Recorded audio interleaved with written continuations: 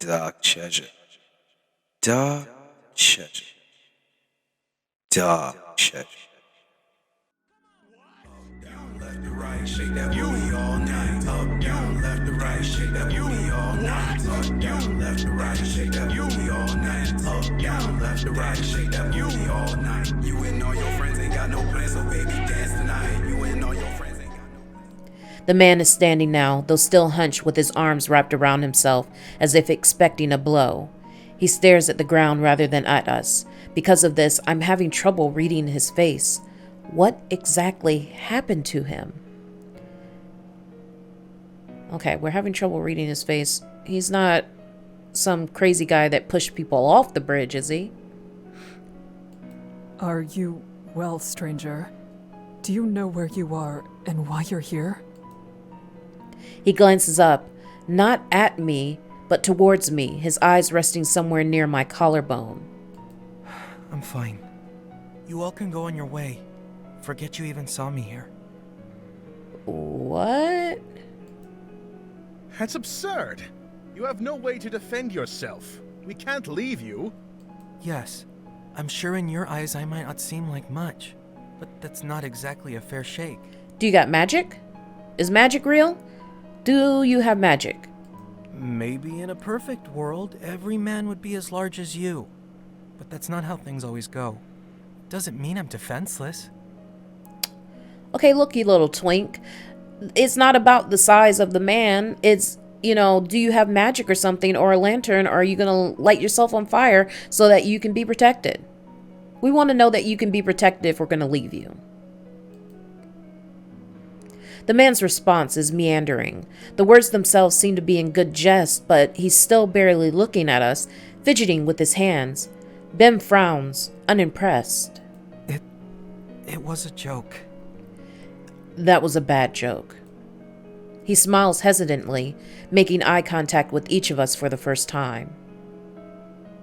What part of it was supposed to be the joke? Do you even realize what is happening in this moment? I mean, Bim, calm down. We're stressed out, but come on. Never mind. Forget that too. Point is, I'm alright. Well, you haven't been attacked, so maybe you are alright. You have found yourself out alone and unlit on Sinlos. Yeah. Exactly. Something must be wrong with you. Bim. Oh, you're speaking for me. Oh no. Sounds like you've been talking with my father. He lets out a weak little laugh coupled with an eyebrow raise, voice trembling. No one really knows what to make of this. Yeah. The man gives a small wave and begins down the path we came. Oh. Bim huffs, tossing his hands into the air. So he's going back the way we came? Wasn't the bridges already disappearing? That's not even the right way. Yeah. It is for me. What the? Oh? You must have come quite a ways if it was the other shore you started on. The man's smile grows. Good. That's not so bad. There's no response to this remark, unsure of what could be said. Yeah, what do you say to that? I still think he should come with us. A person needs a light, and the guide himself said he won't be able to manage on his own. Sticking with us is his best option. He's going the opposite way, though. He wants to go the opposite way. We can't stop him from that. I think we have to let him go. I thought he was going, the same way we were going. So yes, then I would take him. But if he's going back the way we came, we can't do anything for him. I look over the man's body, noting the scrawniness of his limbs. Scrawny, but not necessarily lacking in muscle. The bravado he was showing as he tried to leave us has faded yet again, and now he's standing quietly, looking at us as if watching a play. Interest, but no true connection to the events. I think he's in shock. It's easy for you to say such things, but whose light are you offering? He could be in the middle between us like we wanted Margaret, and we'll keep our light. We'll be good. It's not mine, and you are putting her in even more danger with your own presence already. Huh? Bim's hands turn into fists. He looks away, but doesn't say anything. For a moment, no one does. I feel a cold sweat on my brow as what I feared comes to pass. He's stopping us from protecting another. Why must he get involved now? Why can he not leave us to make our own decisions? Because he's a jerk. You... Don't worry about me. I'll be on my way now. Yeah. The man's voice is full of something I cannot place, and he starts to shuffle back down the way we came, arms still clenched around himself. I know the guy wants us to act as though there is no option. However, I could stay back with him. No. That is not an option either. It'll put Bim and myself at significantly more risk, but at least this man will stand a chance. This man has said no, and he's going the opposite way. He won't go with you, and that would be different. If he was going with you, then we put him in the middle and we walk. But that's not what he wants. So no, we're not staying behind with him.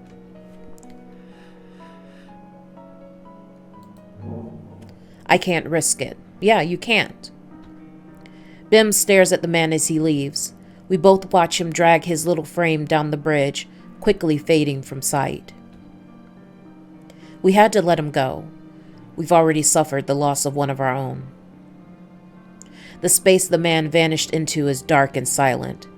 We can see and hear nothing of him, not even his footsteps. The guide was right. There are no other options. Well, that is what I have to believe. We need to get through this somehow, and being weighed down with guilt will only distract us. The guide starts moving again at a quick pace. After a moment's hesitation and one last glance into the truly lifeless fog, we run to catch up to him. We walk onwards in silence. Our party hasn't changed. The stranger was never added to it, so it's not as if it makes sense to miss him, but there's a sense of loss all the same. No one even attempts mirth. Though Bim constantly looks to want to reach out towards my empty hand, always thinking better of it before doing so. Why aren't you holding hands? Put the daggone lantern between you two. Protection. I keep thinking I should have done more, should have pushed the guide harder to change his mind so it was less dangerous to keep the man around. Something. Anything. But I have to let this go. I'm not going to forget that man. I'll never forget him. But we still need to get through this. You have to save a whole bunch of people, and if you got one person that doesn't want to follow the plan and actually, go towards you, you do what you got to do, right? I curl my hands into fists, hoping it'll strengthen my resolve. Then I push forward. We turn down a different path, and the guide stops. Oh, holy crap. I swear they're just so close. It's not a jump scare, it's just they're too close. They're too close to my face. My screen is big showing me this. Ahead of us stands a group of prowlers. At the sound of us, they turn their heads in unison, as if they knew we were coming. I inhale. The prowlers wriggle somehow, their skin moving more slowly than it should, sliding across their skeletons. They laugh. We cannot lose another lantern at this point. We're almost to the island. No, we can't lose another lantern, because we should have had more lanterns. That's what I'm going to title this. More lanterns. The guide rummages through his coat with his free hand. What are you planning? Bim's tone is borderline threatening, but the guide ignores him. He pulls out a small pouch, then opens a latch on his lantern. Wait, are you going to throw that at them? What if the bridge sets on fire? Yeah, well, yeah. It will. We're going to run. Ah, okay. Running from fire and prowlers. Gotcha. How long is this story? I should have checked. This is insane! These bridges are hellish enough without them also being on fire. And what about the other man? If he's still out there, this could... He's dead. We're not losing another lantern. You're cold. He says it with such detached certainty. It's as if he saw it happen himself. No one argues with him.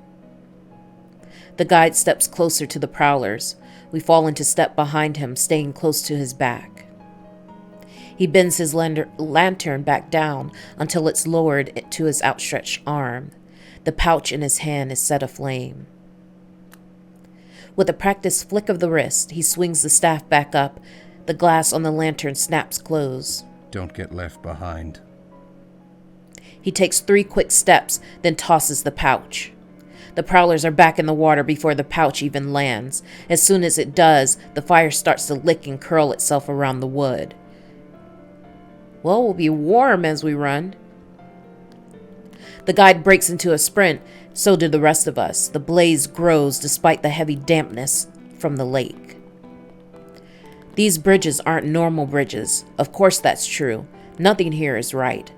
Hopefully they won't collapse with the flames. Well, see, here I bet he's done this before and somehow they magically come back.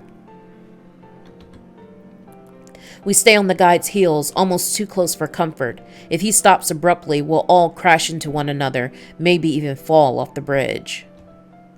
Then the world tilts.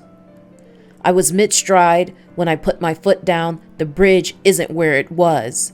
It lurches to one side, either because it was weakened or pushed. Oh, crap.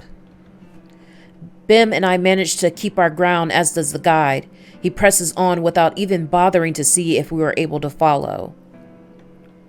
I kind of feel like he wants you to die. Bim growls in frustration as we push to keep up with the guide's pace. As our storm of feet thunder across the boards, a silver sliver begins to rise into view just above the edge of the water. It's the island. The island? I squint and suddenly make out the craggy forms of land and earth. I see it. We're almost there. Safety at long last in sight. New energy surges through me. We push ourselves faster, longing to put these godforsaken bridges behind our backs. All at once, the bridge is in, and our entire group rushes ashore. Earth, solid earth, a haven from the water. I catch my breath while still moving even further away from the dark shoreline. I can't believe we actually made it. Even more difficult is the idea that we're only halfway done. Oh crap, this is only halfway? When night falls once more, we have to do it all again. A heavy arm falls across my shoulders, and I straighten to see Bim, smiling wearily at me. Good work out there. It's not the usual commendation of a job well done. There's sadness, perhaps even sympathy in the sentence. It ends flatly.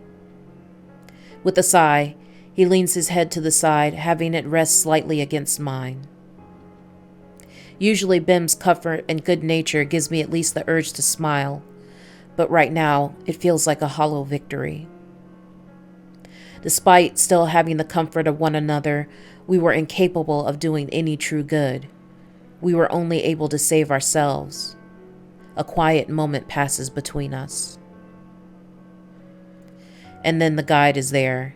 He moves so smoothly that his steps on the soft sand are nearly silent, and his dusky clothes blend with the thinning of the night. The sun will rise soon. The fire on the bridge is the only reason this island isn't overrun with prowlers right now. However, they could still pose a threat. Well, frack me. How? Bim levels an empty look towards the guide. Is there something we should do? Make a fire? Come. The guide takes us to an area a bit further inland, but not too far from the water. Trees partially obscure our location, and there's enough room to watch the coast in the case prowlers start to emerge from the water. Essentially, it's a place where an ambush would be hard. If any of you see anything at all, speak up. We don't want them to sneak up on us. Almost automatically, each member of the group turns to a different direction. As the sky continues to fade from pale purple to a muted blue, the water stays silent. For the first time, nothing happens. It is a miracle. Suddenly, my chest is lighter, and the air is fresher. The first pricks of light appear over the horizon, stinging my eyes after such a long journey through darkness. A sound catches my attention, and I move my focus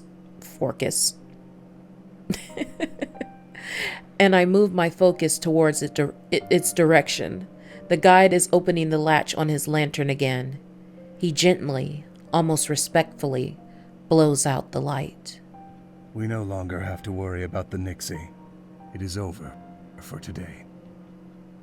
I am almost unable to keep tears of relief from pouring out at those words. We made it through the night. We survived. No one feels the need to speak. We look at each other, an understanding passing between us.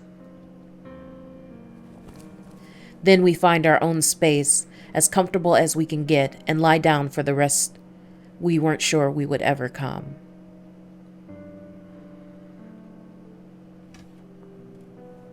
Okay, so I'm gonna pause here. Let me save. Right here? Yeah, we'll save over this file, yes. So that's where we're gonna stop. I think this story is pretty long. And yeah, I'm liking it. I don't know how long it is, but here's what we're gonna do. I'm gonna stop for now, and I do thank you for joining the chat, joining the stream, and either I will be back next Sunday or earlier. It just depends on my health and all of that. But I will post, edit and post these videos to YouTube, and if you'd like to see some more of my work, check my YouTube. I've got my link for Twitter and Discord and all of that stuff on the page. I do thank you for joining. And I hope you alley cats have a lovely rest of your day. And meow from Dark Cheshire. Bye-bye. Baby, dance tonight. You and all your friends ain't got no plans, so baby, dance tonight. You and all your friends ain't got no plans, so baby, dance tonight. You and all your friends ain't got no plans, so baby, dance tonight.